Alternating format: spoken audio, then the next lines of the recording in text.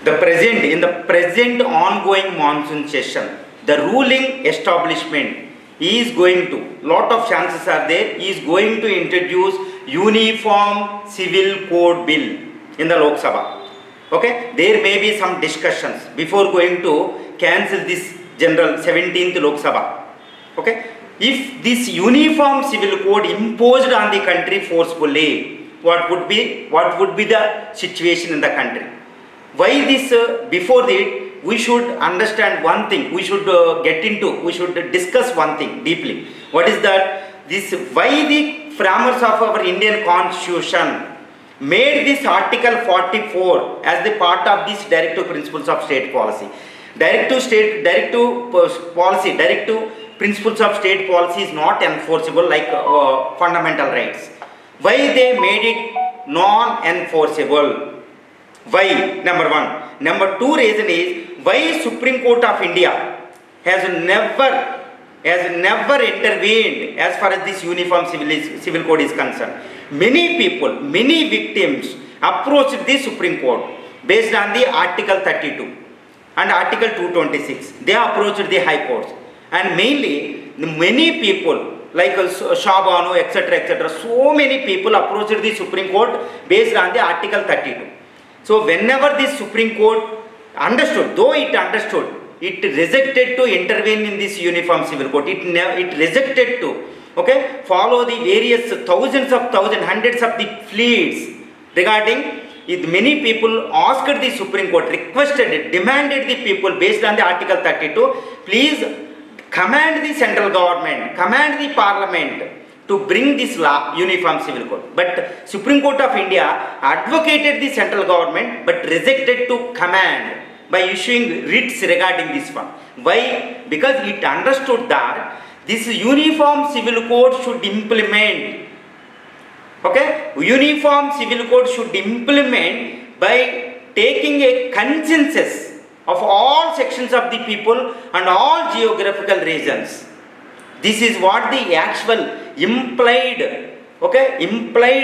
situation, implied command in the Indian Constitution.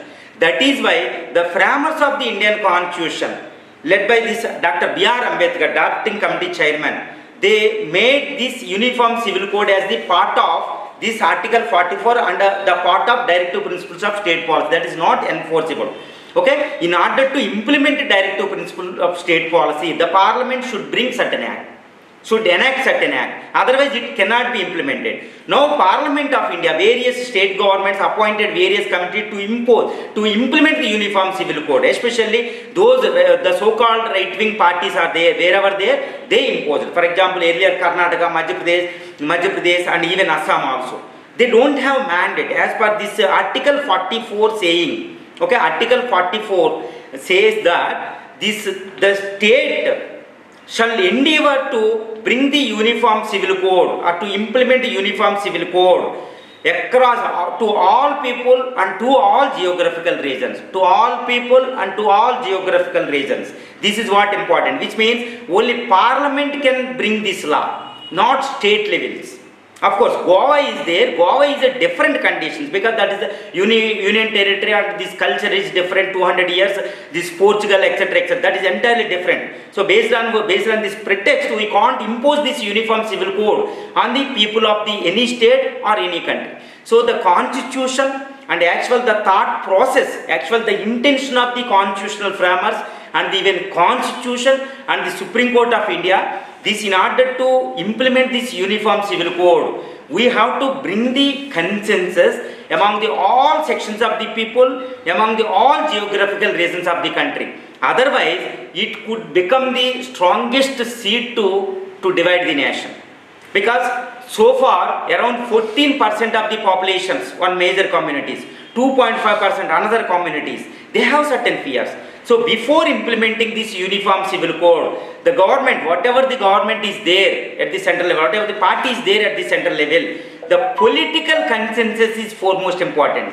Then we should bring this other political, social and cultural consensus among all sections of the people. For this, we should allay the various fears, suspicions and various ambiguities among the minds of the people. This is what very important. So consent should be the base to implement the uniform civil code. In view of our better experiences in the partition and better experiences during the British rule, that is the divide and rule policy and carrot and stick policy, etc., etc. Still this communalism has been active.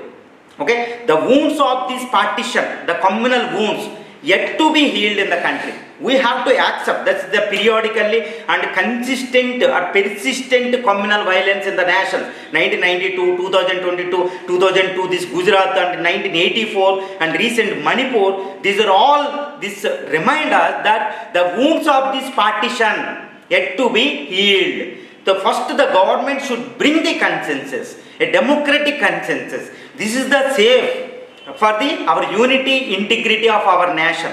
So every government should understand these actual intentions of the constitutional framers and actual intentions and thought process. So we should act in accordance with the actual spirit of the Constitution of India.